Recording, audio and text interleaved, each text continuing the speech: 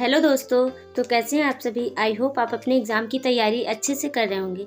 तो आज हम बीएससी थर्ड सेमेस्टर फिजिक्स का एक मोस्ट इम्पॉर्टेंट टॉपिक जो कि नेमिंग थ्योरम है, कूलॉम्स लॉ और गॉस लॉ। तो आज इसके बारे में हम आपको बताने वाले हैं। इसका स्टेटमेंट क्या है, इसका प्रूफ क्या है, इसका रिजल्ट क्या निकलेगा। तो आज सब कुछ इस लेक्चर में हम आपको बताएंगे। तो विदाउट वेस्टिंग टाइम आते हैं हम अपने टॉपिक पर, देखते हैं कि कूलॉम्स लॉ क्या है। Coulomb's law states that the magnitude of the force between 2 point charges is directly proportional to the product of the magnitude of the charges and inversely proportional to the square of the distance between them। तो इन्होंने क्या कहा है, जैसे हम 2 point charges लेते हैं, हमने यहाँ पर 2 पॉइंट चार्जेस Q1 और Q2 लिया है, उनके बीच का जो डिस्टेंस है वो R है। तो कूलाम के अनुसार जो इनके बीच लगने वाला अट्रैक्शन या रिपल्सन फोर्स है वो डायरेक्टली प्रोपोर्शनल होगा इन दोनों चार्जेस के मल्टीपल के, और इन्वर्सली प्रोपोर्शनल होगा इनके बीच का जो डिस्टेंस है उसके स्क्वायर के।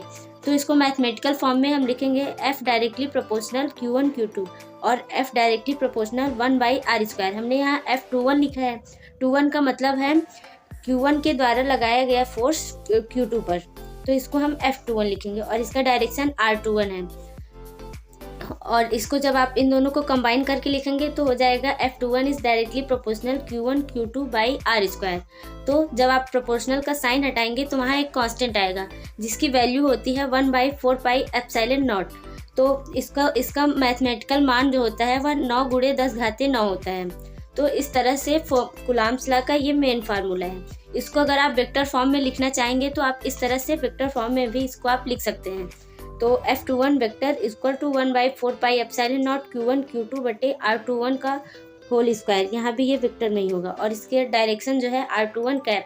जब ये यूनिट वेक्टर है, इसको आप वेक्टर के फॉर्म में जब चेंज करेंगे तो वो होता है R21 vector upon mod of R21। तो जब इसको आप सॉल्व करेंगे तो आ जाएगा F21 vector equal to 1/4πε0 Q1 Q2 R21 vector बटे R21 का होल क्यूब। तो इस तरह से ये जो फार्मूला है ये इसका वेक्टर फॉर्म है और ये इसका नॉर्मल फॉर्म है। तो आइए देखते हैं अब गॉस लॉ क्या है, और फिर उसके बाद गॉस लॉ से ही हम कूलॉम्स लॉ का डेरिवेशन देखेंगे। गॉस लॉ भी एक तरह से कूलॉम्स लॉ का ही रूप है। तो गॉस लॉ के हिसाब से Gauss law states that the total electric flux in free space or vacuum through a closed surface is equal to 1/ε0 times the electric charge enclosed by the surface. तो according to Gauss जो है, इन्होंने बताया कि कोई closed surface है और अगर उसमें चार्ज है तो वो चार्ज जो है, मतलब जो उसमें फाई है, इलेक्ट्रिक फ्लक्स है, वह इक्वल होगा जो उसमें चार्जेस हैं जितने भी 1/ε0 टाइम्स के। तो इस तरह से इसका फार्मूला निकल के आएगा फाई ई इक्वल टू, क्योंकि ये हमें पहले से ही पता है कि फाई ई बराबर होता है बॉन्ड ऑफ इंटीग्रेशन E.ds। तो इस तरह से आप इसको लिख सकते हैं, ये equal Q enclosed by ε0। Enclosed का मतलब जितने जो सरफेस के अंदर जितने चार्जेस होंगे सिर्फ उन्हीं को हम लेंगे, बाहर वाले चार्जेस को हमें नहीं लेना है। तो आइए अब हम देखेंगे कि derivation of Coulomb's law from Gauss law, मतलब कूलॉम्स लॉ को गॉस लॉ के थ्रू हम कैसे प्रूव कर सकते हैं। ये हमें हमारे एग्जाम में पूछा जा सकता है, ये मोस्ट इंपॉर्टेंट है। तो आप इसका डेरिवेशन एक बार देख लीजिए। जैसे हम कोई सरफेस कंसीडर करते हैं जो कि स्फेरिकल है और गॉसियन सरफेस, जब हमें जिस पॉइंट पर जो है मतलब इलेक्ट्रिक फील्ड जैसे पता करनी है, फाइंड करना है, तो उसी पॉइंट पर हम गॉसियन सरफेस को खींचते हैं। तो हमने यहाँ पर consider a charge Q situated at O, मतलब सेंटर पर, ओरिजिन पर हम एक चार्ज कंसीडर करते हैं। लेट S बी ए गॉसियन सरफेस। S जो है यहाँ पर एक गॉसियन सरफेस है जो कि कैसा है, स्फेरिकल है। Where we calculate the electric field, मतलब जिस हमने आपको बताया ना, जिस पॉइंट पर हमें इलेक्ट्रिक फील्ड फाइंड करना रहता है, कैलकुलेट करना रहता है, तो उसी पॉइंट से लेकर हम गॉसियन सरफेस खींचते हैं। यहाँ हमारा जो गॉसियन सरफेस है वह स्फेरिकल है। तो आप एक बार यहाँ पर स्फेरिकल आप लिख लीजिएगा, स्फेरिकल गॉसियन सरफेस।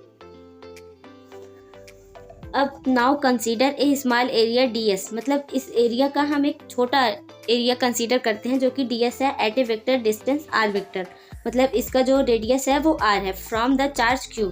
तो अब हम देखेंगे the electric flux through the area ds vector is given by, हमें ये फार्मूला तो पता ही है, phi equal to E.ds vector होता है। तो यहाँ थीटा जो है आप देखेंगे 0 डिग्री है। ds और e के बीच का जो एंगल है वो 0 डिग्री है, तो cos 0 की वैल्यू 1 होती है, तो आप EDS इसको लिख सकते हैं।